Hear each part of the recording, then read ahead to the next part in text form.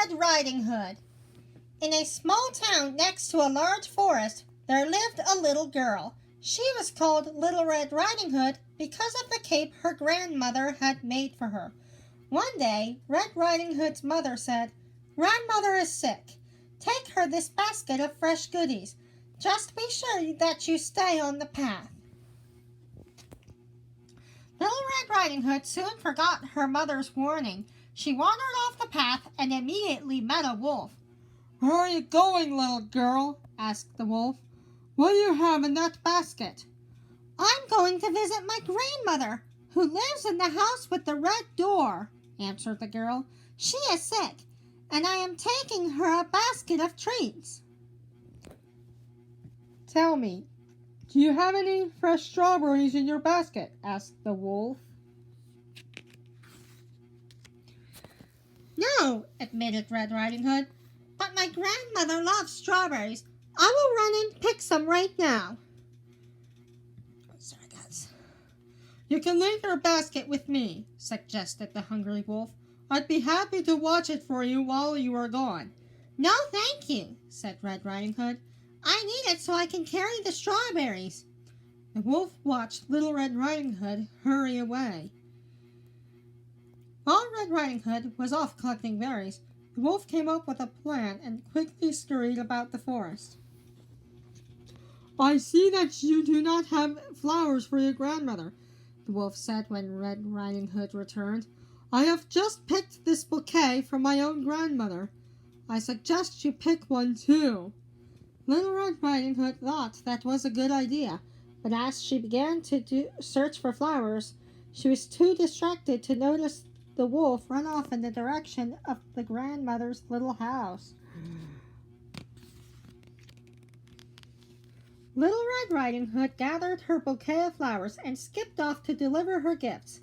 At the same time, the wolf sneaked into grandmother's house. He frightened her so greatly that she ran right out the front door. Then the wolf dressed in one of grandmother's nightgowns. He put on a sleeping bonnet and slipped into grandmother's comfortable bed to wait for Little Red Riding Hood. The wolf did not have to wait long. In a moment he heard the front door open. "Hello, grandmother," called Little Red Riding Hood. "I brought you a basket of goodies from Mother and me." "Thank you, my dear," said the wolf in a disguised voice. "That is most kind. I am feeling better now. Your basket of goodies certainly smells delicious. Please come closer and give me some news from the village."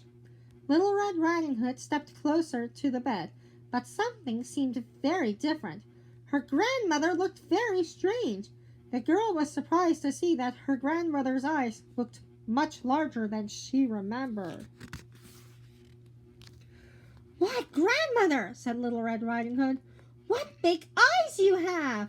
The wolf blinked, trying to hide them from her. "All the better to see you with, my dear," he said. As the wolf shifted in the bed to hide his eyes, the bonnet slipped from his head. "Why, grandmother," said Little Red Riding Hood, "what big ears you have!" "All the better to hear you with, my dear," said the wolf as he fixed the bonnet, letting the cover slip from his face. "Why, grandmother," said Little Red Riding Hood, "what big teeth you have!" "All the better to eat you with," cried the wolf. With that, Little Red Riding Hood let out a scream and ran from the room. The wolf gave chase with hunger in his eyes. "Stop!" cried a loud voice. Little Red Riding Hood looked up to see a woodcutter holding his axe in the air. He reached for the wolf and grabbed him by the tail. Then the woodcutter carried the wolf into the forest. Grandmother came running up to Little Red Riding Hood. She had been hiding in the garden shed. "Grandmother, I am so glad you are safe," cried Little Red Riding Hood.